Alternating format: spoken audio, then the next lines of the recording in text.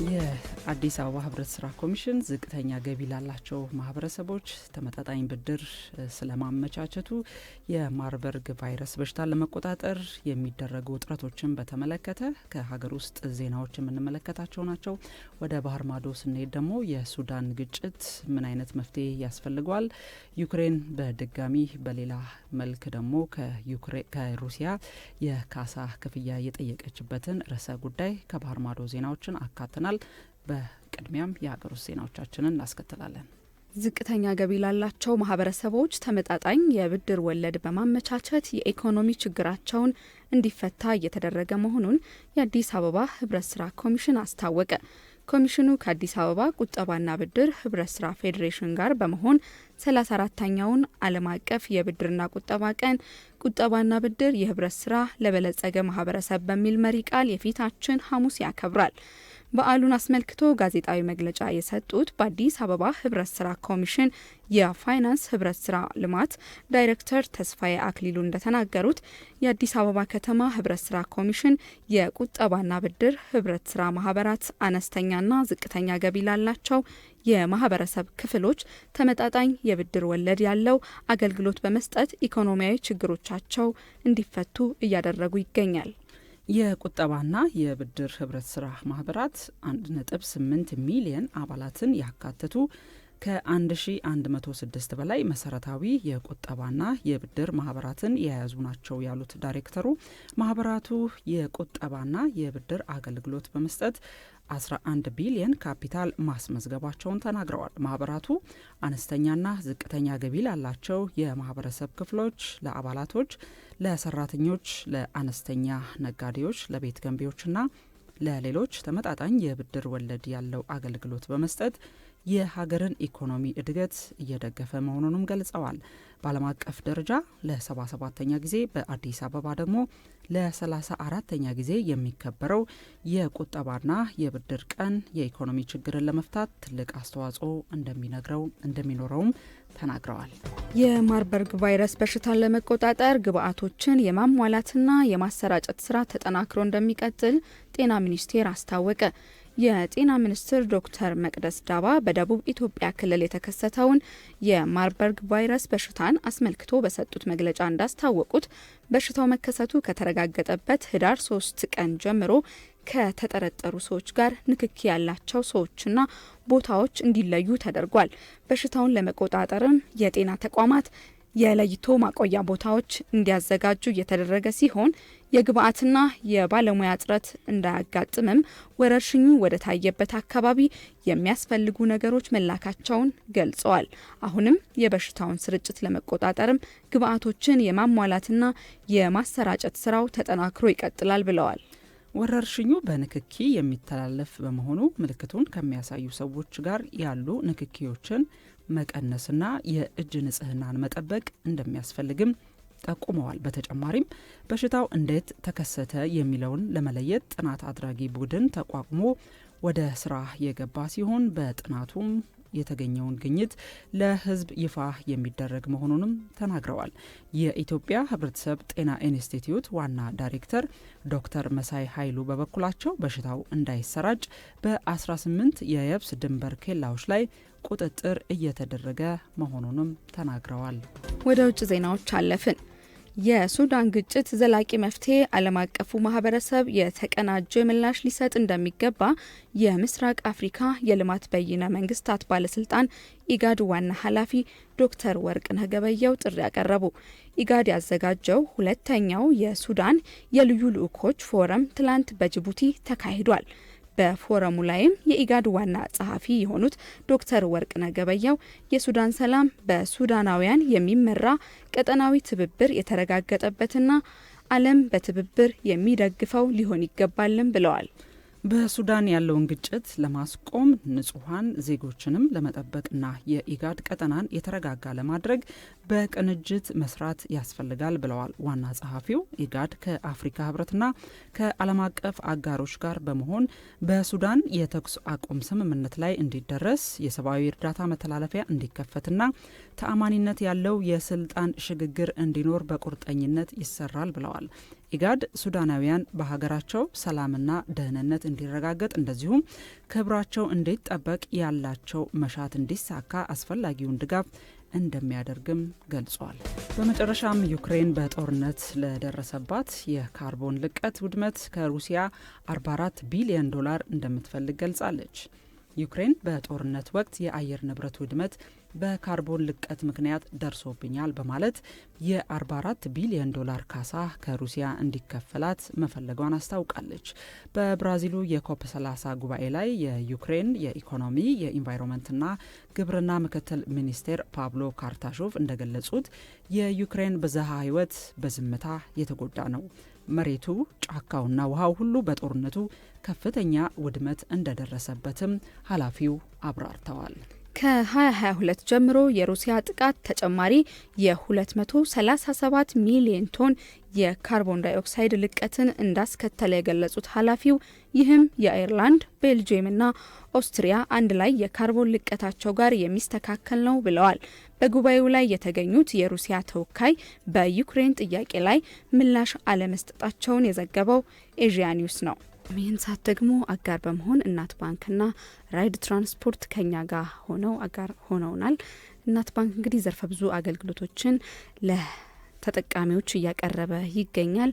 በዚህ ዘርፈ ብዙ አገልግሎቶችን በሚያገኙበት የእናት መላ ወይም ደግሞ ዩኒካሽ የተሰኘ የትምህርት ቤት የክፍያ ስርዓት መፈጸሚያ እንድትጠቀሙ እናት ባንክ ይህንን አቅርቦላችኋል።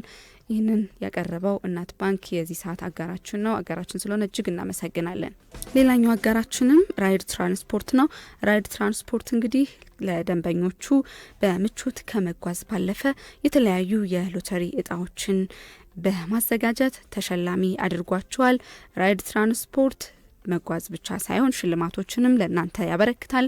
በራይድ መጓዝ ሎተሪ መቁረጥ ነው ይለናል ራይድ ትራንስፖርት። ራይድ የዚህ ሰዓት አጋራችን ስለሆነ እጅግ እናመሰግናለን። አሁን ደግሞ ክቡራን አድማጮቻችን ከሀገር ውስጥና ከባህር ማዶ ያዘጋጀናቸውን ዜናዎችን የምናቀርብበት ሰዓት ላይ እንገኛለን። በቅድሚያም የሀገር ውስጥ ዜናዎችን እናቀርባለን። አዲስ አበባ ዩኒቨርሲቲ የሰራተኛ ምዘናና ምደባ ሊያካሂድ መሆኑን የዩኒቨርሲቲው ተጠባባቂ ፕሬዝዳንት ዶክተር ሳሙኤል ክፍሌ ገለጹ። ዩኒቨርሲቲው የሰራተኛ ቅነሳ ሊያደርግ እንደሆነ የተሰራጨው መረጃም ትርጉም የማይሰጥ መሆኑን አመልክተዋል። ዩኒቨርሲቲው የ75ኛ ዓመት አልማዝ ኢዮቤልዩ አከባበርና የራስ ገዝነት ሪፎርም አፈጻጸምን አስመልክቶ ጋዜጣዊ መግለጫ ሰጥቷል። በዚህም ወደ ራስ ገዝነት የሚያደርገው ሽግግር የእስካሁን ጉዞ ስራው የደረሰበትን ደረጃና ቀጣይ ትኩረት የሚሰጣቸው ጉዳዮች ላይ የዩኒቨርሲቲው ተጠባባቂ ፕሬዝዳንት ዶክተር ሳሙኤል ክፍሌ ትላንት ሰፊ ማብራሪያ ሰጥተዋል። በዚህ ወቅት እንደገለጹት የሰራተኞች ምደባና ስምሪት ማስፈጸሚያ ማዕቀፍ ተዘጋጅቶ ውይይት ተደርጎበት ወደ ስራ ገብቷል። ከዚህ በተጨማሪም የሰራተኛ መልሶ ስምሪትና ምደባ የሚከናወንበት የጊዜ ሰሌዳ ጸድቆ ለሚመለከታቸው አካላት ተልኳል ያሉት ተጠባባቂ ፕሬዝዳንቱ ለሰራተኞች መመዝገቢያና የመረጃ ማጥሪያ ኦንላይን ፎርም ተዘጋጅቶ ምዝገባ ተከናውኗል ብለዋል። እንደ ዶክተር ሳሙኤል ገለጻ ከደረጃ 8 ላሉት 1500 ለሚደርሱ የአስተዳደር ዘርፍ ሰራተኞች ፈተና በመስጠት ብቃትና ውጤታማነትን ማዕከል በማድረግ ምደባን ይሰጣል። ሌሎች ከደረጃ 8 በታች ላሉ የአስተዳደር ዘርፍ ሰራተኞች በሰነድና በነበራቸው የግምገማ ውጤት በውድድር ምደባ እንደሚሰጥም ተጠባባቂ ፕሬዝዳንቱ አመላክተዋል። እንደዚሁም የአካዳሚክ ሰራተኞች፣ ተመራማሪዎች፣ የአካዳሚክ ቴክኒክ ረዳቶችና በጥቁር አንበሳ ስፔሻላይዝድ ሆስፒታል የጤና ሙያተኞች በውድድር የተመሰረተ ልየታ በማድረግ ስምሪት እንደሚሰጥም ተናግረዋል። ተጨማሪ የሰው ኃይል በሚያስፈልግበት ቦታ ላይ የተዘጋጀውን የመውጫ ስትራቴጂ በመመርኮዝ ወደ ስራ የማስገባት ተግባር እንደሚከናወንም ጨምረው ገልጸዋል። ተጠባባቂ ፕሬዝዳንቱ ጋዜጠኞች ዩኒቨርሲቲው ሰራተኞቹን ሊቀንስ ነው ተብሎ የተሰራጨውን መረጃ በሚመለከት ላቀረቡላቸው ጥያቄ ምላሽ ሲሰጡም የተሰራጨው መረጃም ትርጉም የማይሰጥ ነው ሲሉ ገልጸዋል። አክለውም በዩኒቨርሲቲው 4000 የአስተዳደር ሰራተኞች ያሉ መሆኑን ጠቅሰው እነሱም በተዘጋጀው የሰራተኛ ስምሪት ማዕቀፍ መሰረት ተጠቃሚ እንደሚሆኑ አንስተዋል። በዩኒቨርሲቲው በሁሉም መዋቅሮች በቂ ሰራተኛ አለ ማለት ሁሉም ይቀጥላሉ ማለት አይደለም። በቅድሚያ ብቃት ያላቸው ሰራተኞች ቦታውን መያዝ አለባቸውም ብለዋል። የልጅነት ልምሻ ወይም ፖሊዮን በሽታን ከኢትዮጵያ በማጥፋት ጤናማ ትውልድ ለማፍራት በቅንጅትና በቁርጠኝነት እየተሰራ መሆኑን የጤና ሚኒስቴር አስታውቋል። የልጅነት ልምሻን እናጥፋ፣ ያልተከተቡና ክትባት ጀምረው ያቋረጡ ልጆችን በሁሉም የክትባት አይነት ማድረስ በሚል መሪ ሀሳብ ትላንት የዓለም የፖሊዮ ቀን በድሬዳዋ ተከብሯል። ቀኑን ምክንያት በማድረግም በፖሊዮ ዘመቻ ወቅት ያልተከተቡ ህጻናትም እንዲከተቡ ተደርጓል። በስነ ስርዓቱ ላይ የተገኙት የጤና ሚኒስቴር ዴኤታ ተወካይ ዶክተር ሴና ዱጋሳ ህጻናትን በሁሉም የክትባት አይነቶች ተደራሽ በማድረግ ጤናማ ትውልድ የማፍራቱ ተግባር ውጤታማ መሆኑን ገልጸዋል። ኢትዮጵያ እንደ ኤሮፓውያኑ አቆጣጠር ከ1988 ጀምሮ በዓለም አቀፍ ደረጃ ፖሊዮን ጨርሶ በማጥፋት ንቅናቄ ውስጥ የተወጠኑትን በቁርጠኝነት በመተግበር ለህጻናት ጤና መሻሻል ወሳኝ ሚና እየተጫወተች መሆኗንም ተናግረዋል። መደበኛ ክትባትን በማጠናከር የፖሊዮ ክትባት ዘመቻዎችን በማካሄድ የፖሊዮ በሽታ ቅኝት በማድረግና በድንበር አካባቢ ከሚገኙ አጎራባች ሀገሮች ጋር በቅንጅት በተሰሩ ስራዎች ከፍተኛ ውጤት መገኘቱንም አስታውቀዋል። በተከናወኑ ተግባራት ፖሊዮ የሚያስከትለውን ጉዳት በከፍተኛ ሁኔታ ለመቀነስ መቻሉን ጠቅሰው በሚሊዮን የሚቆጠሩት ህጻናትን ከህመም ከሞትና አካል ጉዳተኝነት ለመታደግ መቻሉን አስረድተዋል። ፖሊዮን ለአንዴና ለመጨረሻ ጊዜ ለማጥፋት በቀጣይ መደበኛ የክትባት ሽፋን ዝቅ ባለባቸው አካባቢዎች ይበልጥ ትኩረት ተሰጥቶ የመከላከል ስራው በቅንጅትና በቁርጠኝነት ይሰራል ብለዋል።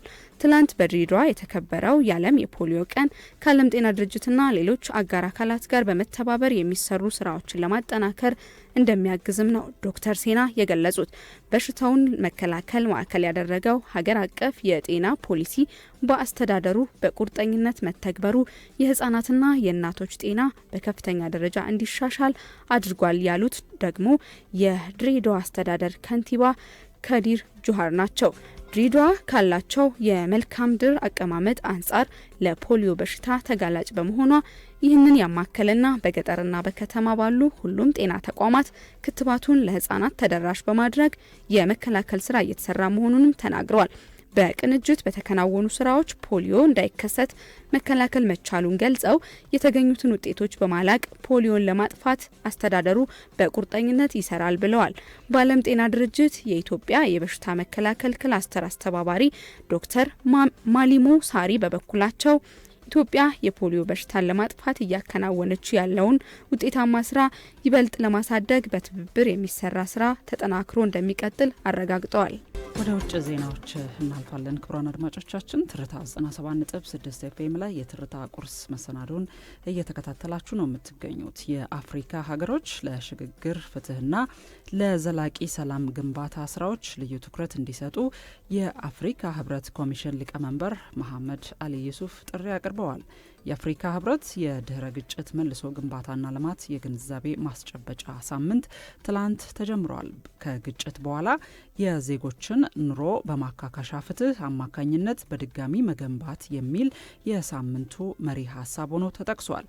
የአፍሪካ ህብረት ኮሚሽን ሊቀመንበር መሐመድ አሊ ዩሱፍ እንደ አውሮፓውያኑ አቆጣጠር 2021 ላይ የተጀመረው የግንዛቤ ማስጨበጫ ሳምንት በአህጉር ደረጃ እየሰፋ መምጣቱንም ገልጸዋል። ሳምንቱ ለአፍሪካ ህብረት የድህረ ግጭት መልሶ ግንባታና ልማት ፖሊሲ የፖለቲካ ድጋፍ ማግኛ የአጋርነት ማጠናከሪያና የሀብት ማሰባሰቢያ ቁልፍ ማዕቀፍ ሆኖ እያገለገለ ይገኛል ብለዋል። የዘንድሮው መሪ ሀሳብ በግጭት ውስጥ የነበሩ ማህበረሰቦች ፍትህን ማዕከል ባደረገ መልኩ እንዲያገግሙ ያለውን ትኩረት የሚያሳይ ነው ብለዋል።